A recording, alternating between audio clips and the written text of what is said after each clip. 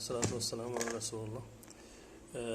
جو یہ سیرت کی کتاب جس سے میں اکثر استفادہ کرتا ہوں، اتفاق کی بات ہے کہ ابھی میں پڑھ ہی رہا تھا تو اس کے پیج نمبر 588 پر ایک واقعہ لکھا ہے عبداللہ بن عمر رضی اللہ عنہ سے کہ رسول اللہ صلی اللہ علیہ وسلم مسجد میں تشریف لائے تو ابو بکر و عمر و عثمان و علی، عبد الرحمن ابن عوف، عبداللہ ابن مسعود اور دوسرے بڑے صحابہ رضی اللہ عنہ اجمعین بیٹھے ہوئے تھے۔ اسی درمیان میں ایک انصاری صحابی آئے اور انہوں نے آ کر عرض کیا، یا رسول اللہ، سب سے بہتر مسلمان کون ہے؟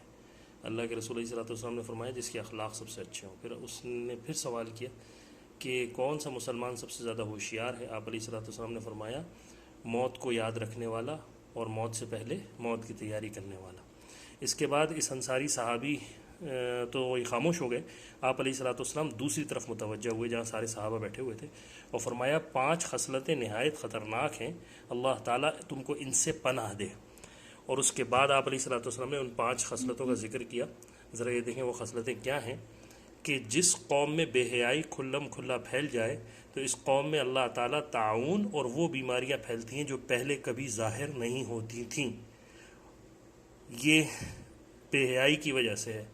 اور جو قوم ناپ تول میں کمی کرتی ہے وہاں قحط آ جاتا ہے، اور جو قوم مال میں زکوٰۃ نہیں نکالتی وہاں بارش روک لی جاتی ہے، اور جو اللہ عز و جل اور رسول اللہ صلی اللہ علیہ وسلم کا عہد توڑتی ہے تو اللہ تعالیٰ اجنبی دشمنوں پر ان کو مسلط فرما دیتے ہیں اجنبی دشمنوں کو۔ اور جب پیشوا اور احکام کتاب اللہ کے خلاف فیصلہ کریں گے تو متکبر اور سرکش ہو جائیں گے اور آپس میں پھوٹ پڑ جائے گی۔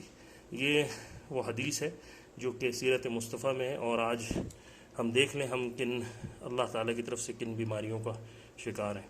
جزاکم اللہ خیر و خیر الجزا۔